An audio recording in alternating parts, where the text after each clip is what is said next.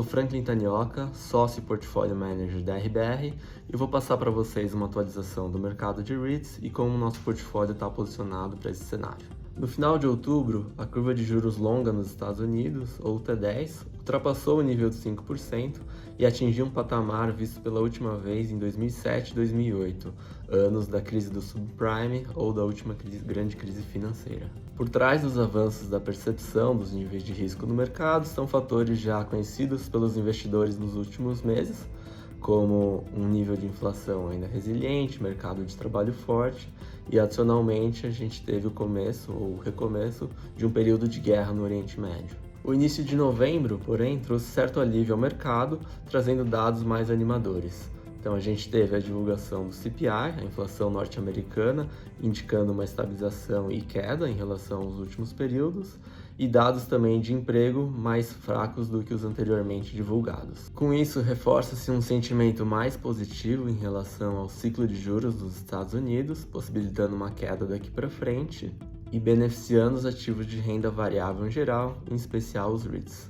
A curva de juros longa, o T10, que tinha atingido níveis superiores a 5%, apresentou forte fechamento e hoje está na casa dos 4,4% ao ano. Apesar dessa volatilidade macroeconômica, os indicadores operacionais dos REITs continuam bastante saudáveis.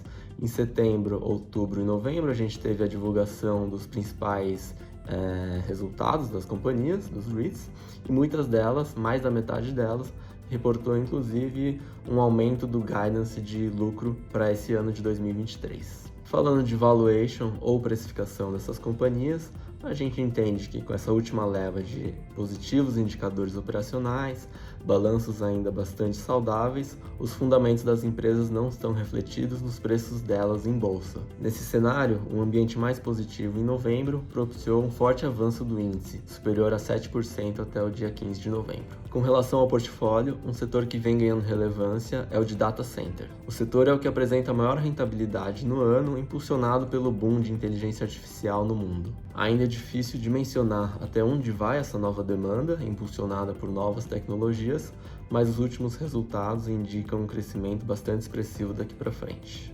Outro setor importante na nossa carteira é o setor de varejo, em especial aqueles ativos ancorados por operações de varejo essencial como supermercados.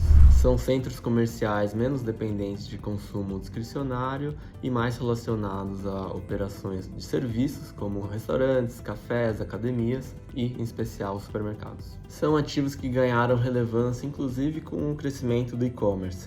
Como são shoppings localizados próximos a regiões adensadas, eles tornam-se centros de distribuição para essas regiões. Em termos de oferta, o setor de varejo foi também o que menos recebeu novos desenvolvimentos ao longo dos últimos anos.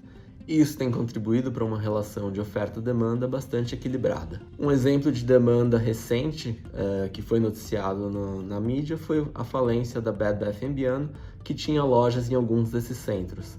Então eram lojas grandes, representativas em termos de área e que foram relocadas por outros locatários, pagando inclusive aluguéis maiores do que os anteriormente pagos. Por último, vale mencionar também o setor residencial na nossa carteira. Nesse ambiente de subida de juros, um fator positivo para os REITs foi que eles são bastante ou 100% focados no segmento de locação e não de compra e venda residencial.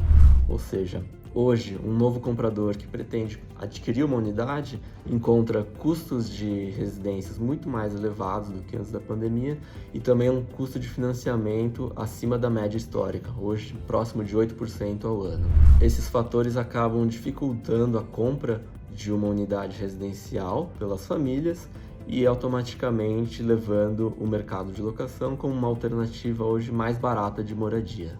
E no longo prazo, uma questão demográfica importante é a chegada da idade dos millennials de formação de famílias e, consequentemente, de necessidade de moradia também fora da casa dos pais. Então são famílias sendo formadas que tendem a buscar um imóvel por locação por conta da dificuldade hoje de se comprar um apartamento ou uma casa nos Estados Unidos.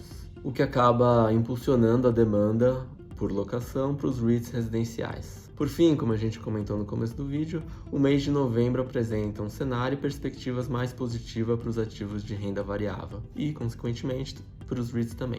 O mercado agora passa a precificar um início de ciclo de queda de juros, olhando para frente, o que pode beneficiar bastante essa classe de ativos que sofreu muito com o período de mais restrição monetária iniciado em 2022. A gente segue bastante confiante com os REITs como classe de ativos, olhamos ainda os fundamentos bastante positivos e um cenário macroeconômico possivelmente melhor daqui para frente do que foi 2022 e 2023. Para quaisquer dúvidas, entre em contato com a gente no e-mail contato@rbrasset.com.br e siga também a gente nas redes sociais. Até mais!